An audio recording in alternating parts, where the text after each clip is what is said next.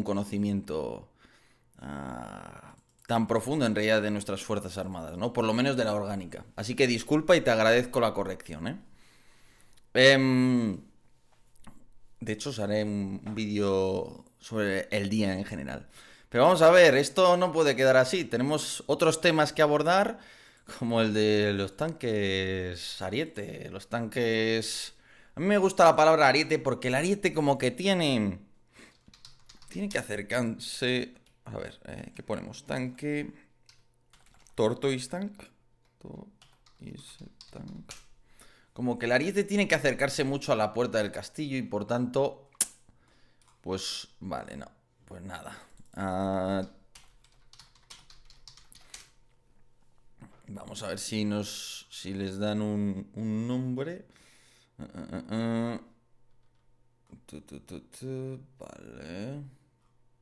Vamos a ver si nos dejan aquí ver un tanque tortuga, joder. Si se está usando, como bien apuntan algunos, eso es un indicativo de que funciona. Bueno, aquí lo veis, la verdad que son muy chulos. La gran pregunta, que no sé si hay alguien capaz de... Bueno, ahí los veis, ¿no? Vamos a ver, ¿esto qué provoca? Primero, ¿estas adaptaciones cómo se hacen exactamente? Posiblemente estas adaptaciones se hacen en los talleres de batallón. Es decir, las tripulaciones le encargan al batallón, le dicen, oye, mira, hazme unas adaptaciones, ¿no? Porque en el taller de batallón, que ahí tienen grúas para levantar torres o cosas, porque a veces hace falta mover cosas muy pesadas, ¿no? Entonces le dicen, seguramente esto empezó así, oye, mira, tenemos aquí un nuevo diseño que queremos para nuestro carro, ¿no? Entonces, en lugar por ejemplo, instalar blindaje reactivo nuevo venido de fábrica de Rusia o sustituir bloques que están anticuados y tal, pues te vamos a pedir que nos hagas este montaje tal. Entonces, en el batallón, quizás con ayuda del propio personal, pues montan esto, ¿no? Entonces, la idea parecen chapas metálicas de estas de aluminio serán, ¿no? De un tejado o cualquier material que se pille por ahí.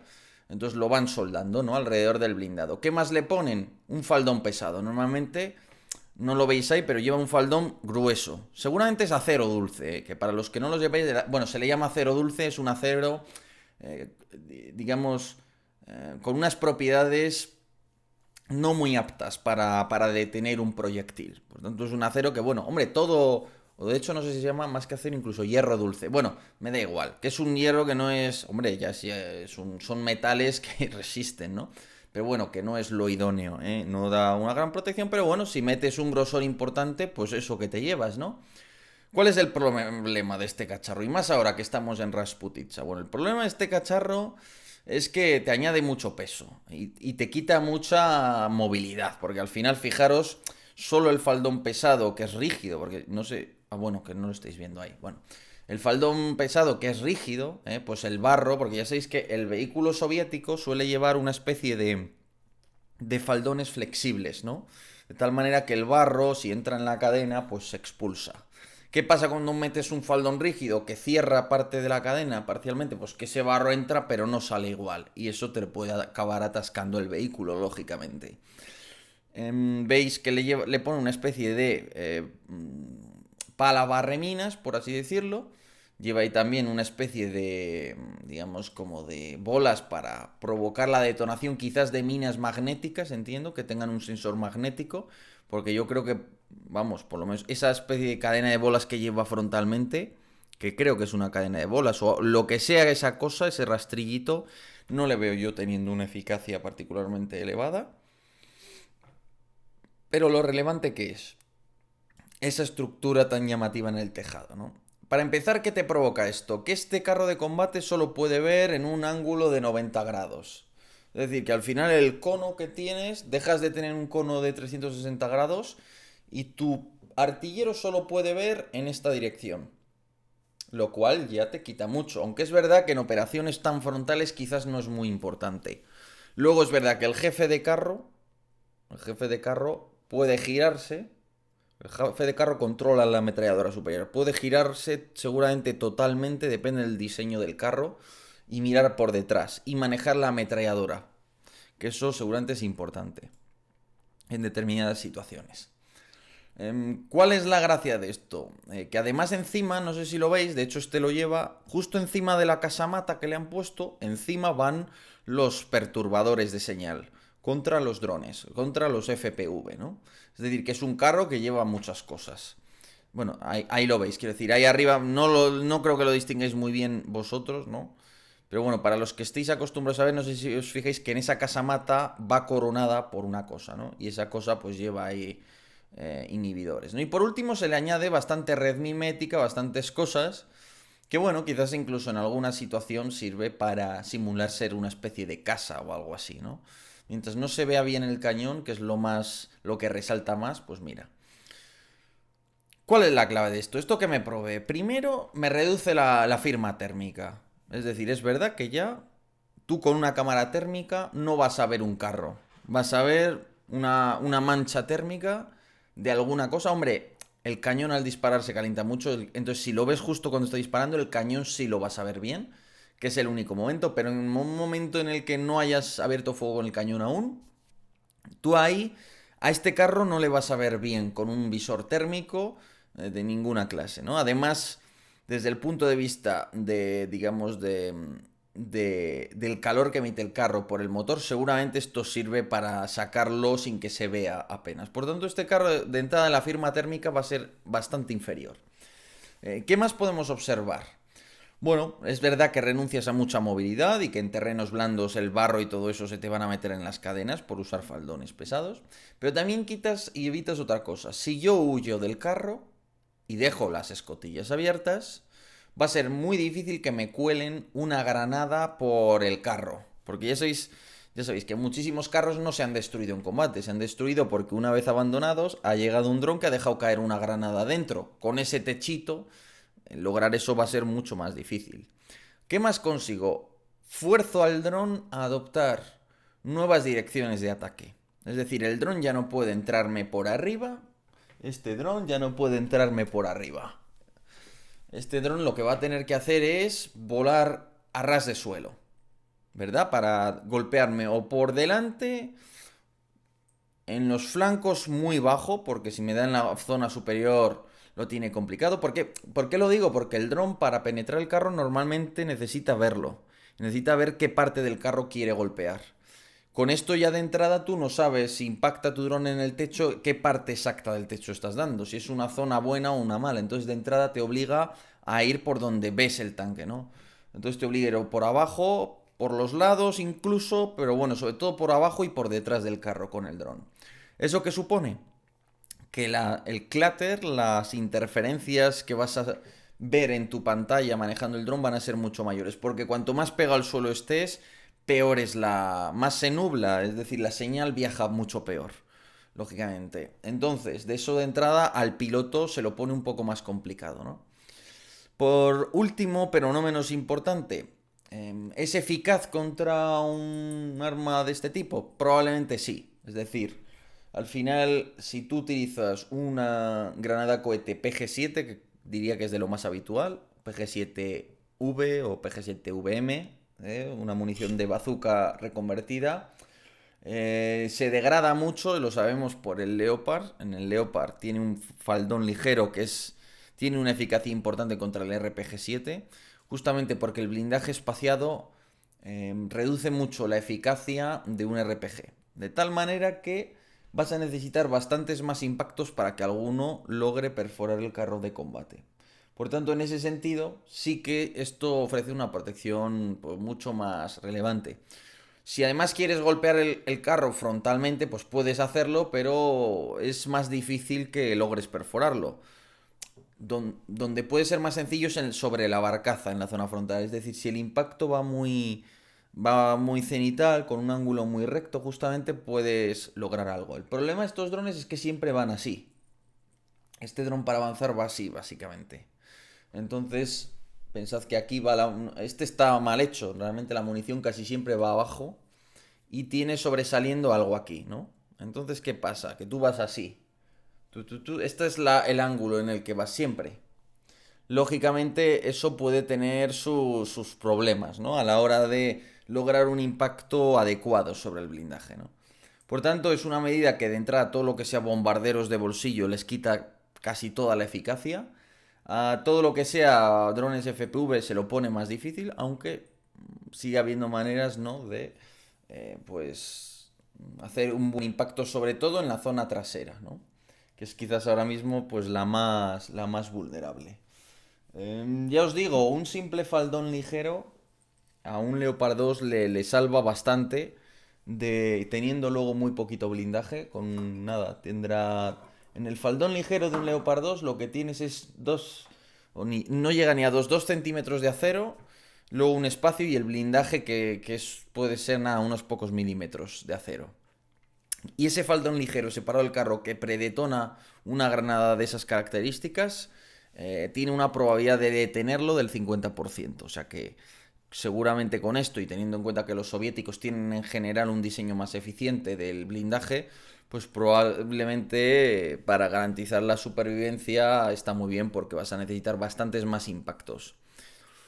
Yo que creo, conociendo un poco, bueno, ¿qué desventaja sí tiene este diseño? La desventaja de este diseño es que al final, bueno, a ver si tenemos algún otro vídeo, esta especie de tanques extraños.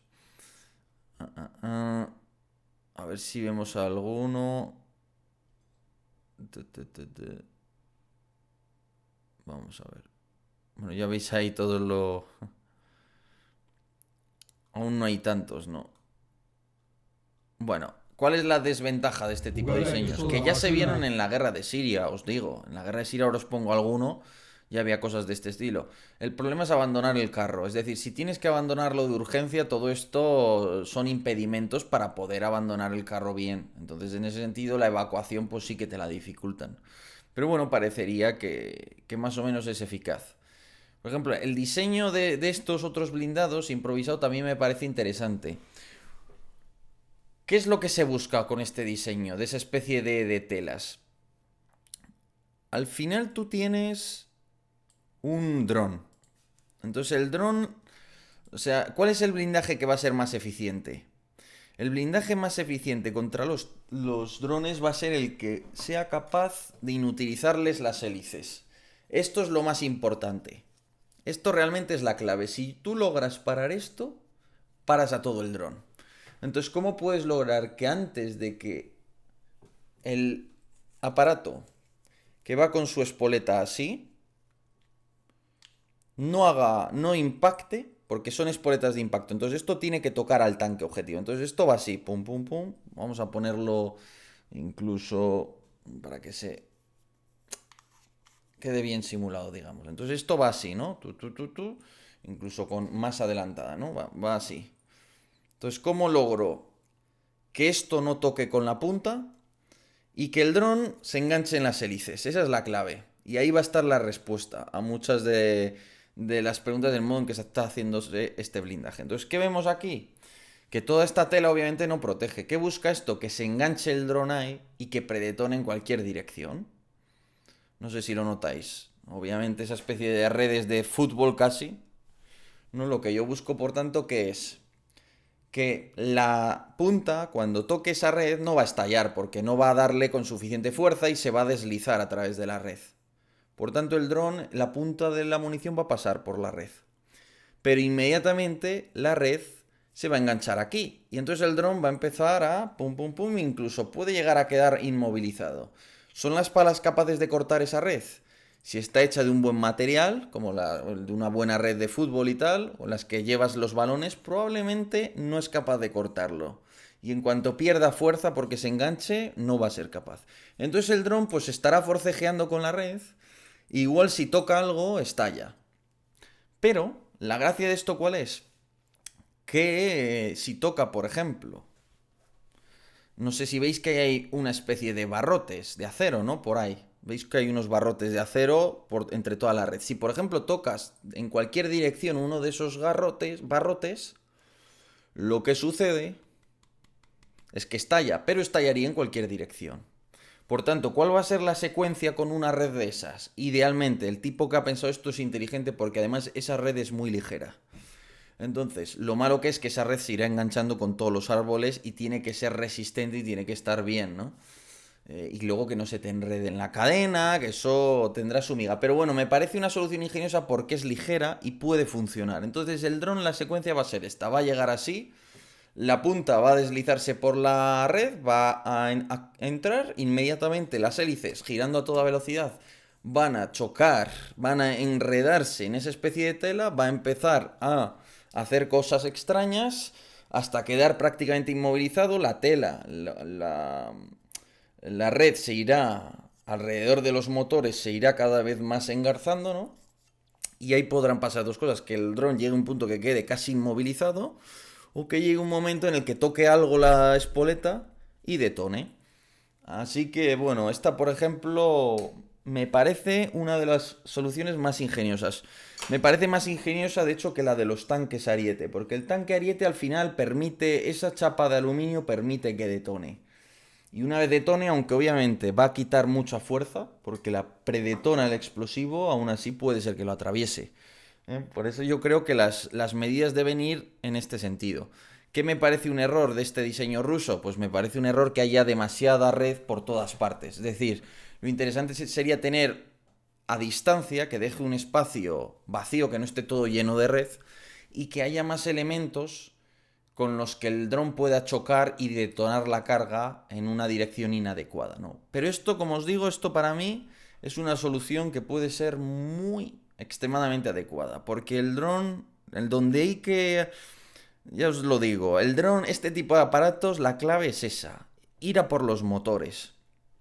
Y luego y otras cosas que he pensado es, los motores de electroimanes, al jugar con ese con el electromagnetismo al final que tienen. Yo no sé si con inhibidores, con imanes, con algo de eso se les puede hacer daño, porque ese tipo de motores sí tienen ese problema, ¿no?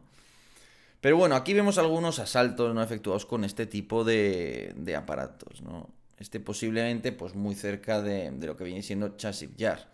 El tipo de formación en realidad es el tipo de formación más habitual. No vemos aquí, vamos, es que esto es matemático. Los rusos casi siempre lo hacen ya así. Es decir, carro de combate frontal, luego detrás van los BMPs, en este caso, en dos filas separadas.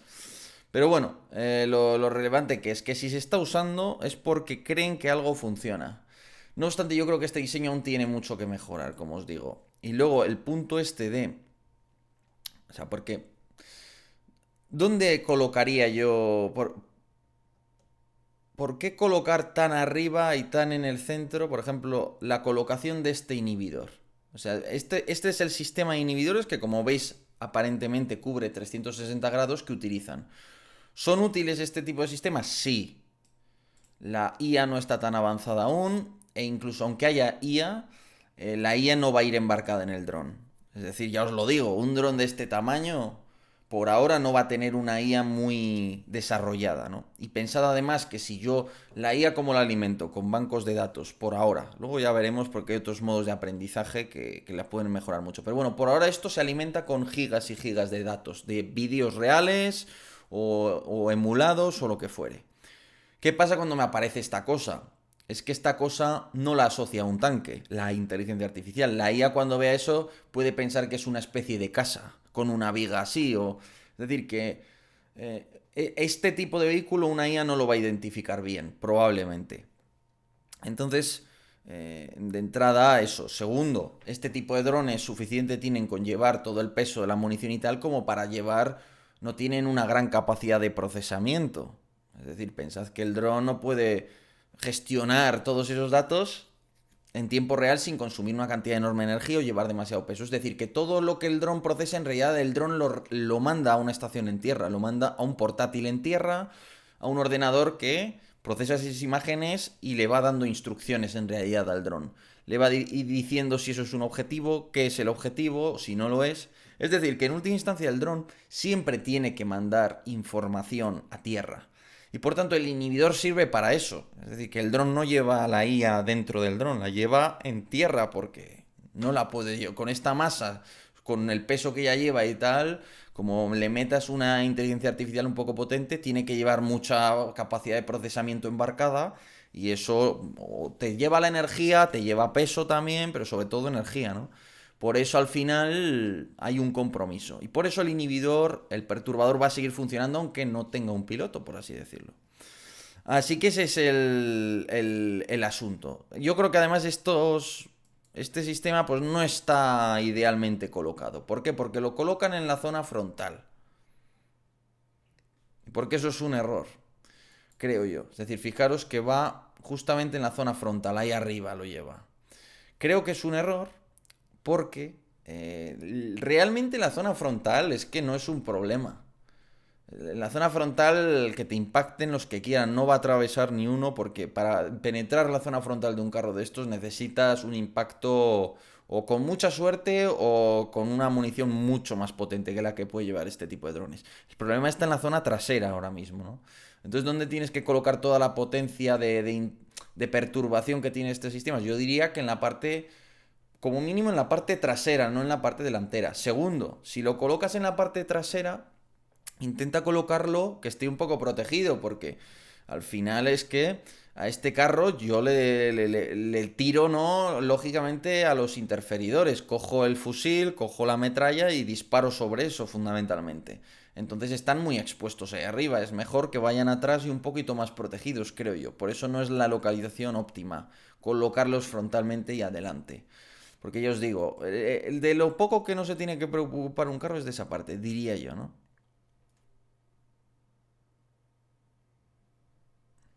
Si es dron FPV es pilotado. Sí, si es FPV, bueno, ya me entendéis. Con FPV quiere decir un cuadcóptero de carrera, es un Racer, ¿no? Obviamente, si además es pilotado, por supuesto.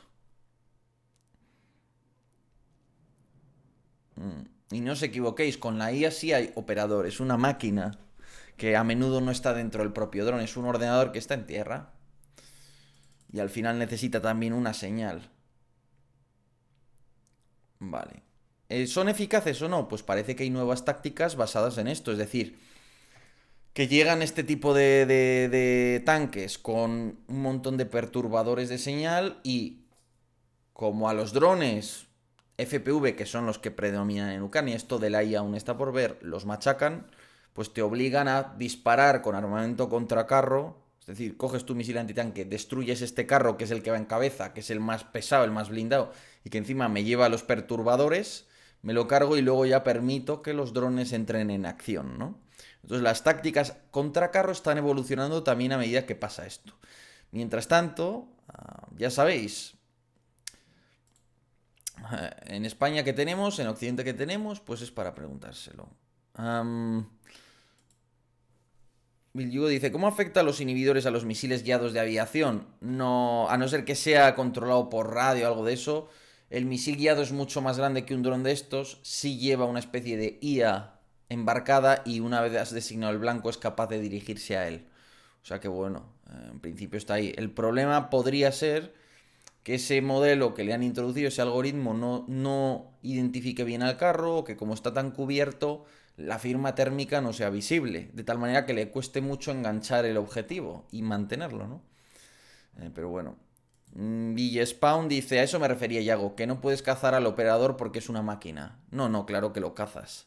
Porque la máquina está en tierra y va a tener personal supervisándola. O sea, que va a haber alguien observando y utilizando el ordenador en el que se está procesando la señal del dron y donde está operando la IA. Entonces ahí es donde vas a ir, a ese nodo, ¿no? Pero bueno, ¿eso sirve contra un RPG? Sí. Ya, por tanto, concluimos que más o menos sí. ¿eh? Si hubiera cazas protegiendo a los tanques, volarían al operador. No, no necesariamente. De hecho, ya os digo que ahora mismo Rusia tiene superioridad aérea local sobre Chasiv Yar y no tiene tanta eficacia. No vale cualquier caza y no vale cualquier cosa. Tienes que tener unos aviones de guerra electrónica o con unos pods de guerra electrónica diseñados para detectar la señal de origen de una serie de emisiones, ¿no? Y eso no es nada sencillo. Y la aviación rusa en general no da para tanto. No da, quiere decir, de vez en cuando detectan cosas, nadie sabe exactamente, parece que lo hacen sobre todo con guerra electrónica basada en tierra, no basada en aeronaves, pero bueno, quiere decir que no son capaces de fácilmente localizar, ¿no?